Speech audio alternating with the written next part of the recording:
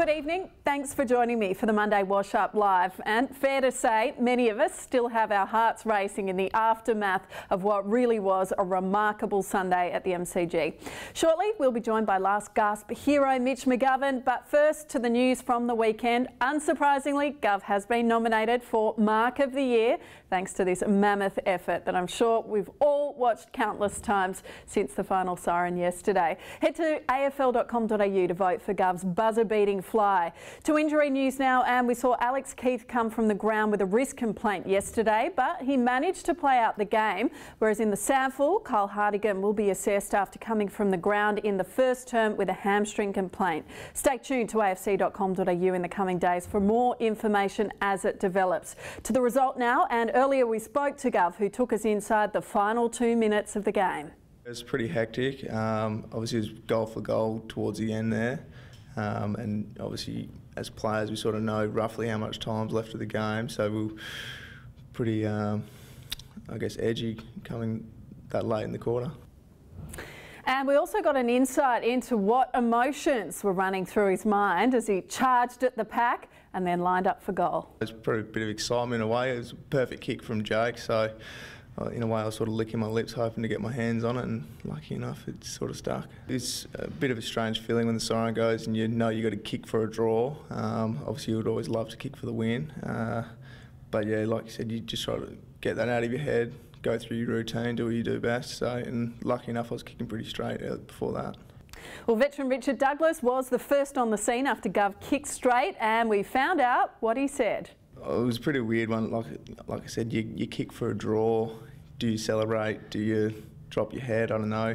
So Dougie came to me straight away, and pretty much he just said it was a credit to me.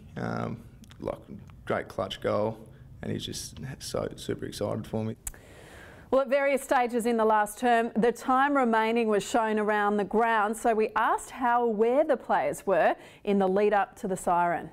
JJ pointed out to us the clock on the grandstand side, so we knew it was a minute 40, and we had a couple of stoppages, and I think JJ got that tackle done on him, so we knew there was within 10 to 20 seconds. Well, I thought there was about that much time, so when I took that mark, I tried getting off I sprinted pretty much when I took the ball, so and then that bit of, I guess, pain that you get when you know you can't win the game sort of set upon when that siren went.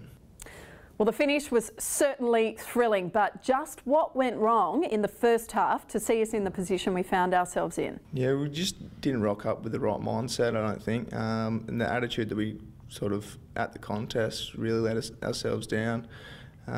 We played the way we wanted to in the second half, and it just shows that the competition's so even that if you don't rock up, you find yourself quite behind.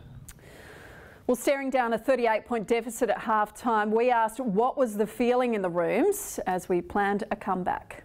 We had a pretty positive feeling in the rooms. Obviously, we were down by quite a margin, but we knew it was off the back of our own lack of effort or lack of pressure or intensity. So the positive messaging, go back to what we know, what our initial game plan was, and just to execute the fundamentals the way we know how to. Of course, leadership is so important when facing such a tough task, so we asked how vocal they were with the group in the main break.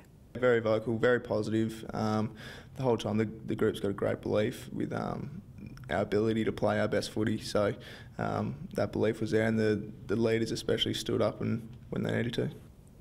Well, Crows fans came out in force yesterday, sounding like they rivalled the Pies fans for numbers, which was a huge motivation for the side. Yeah, it was actually quite amazing. I think there might have only been 33,000 there, but the sound and the noise that was made, especially by our fans, the Adelaide Crows, was quite amazing to be over at the G. Just gives me goosebumps to think what it would be like on the big stage, so pretty exciting.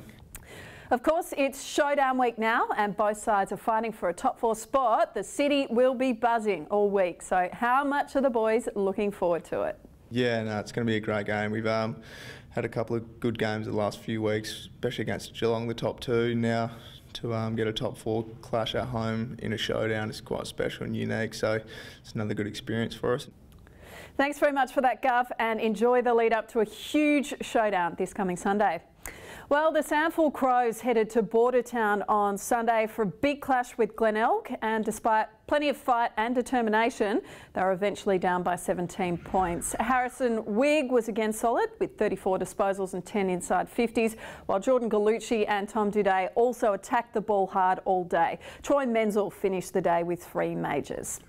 Thanks so much for your company this evening. Thanks as well to all those Crows fans who made their way to the MCG to cheer our boys on in huge numbers. Now, don't forget, we are live at 5:55 Monday through Thursday every week of the season, so I'll see you tomorrow, and go Crows.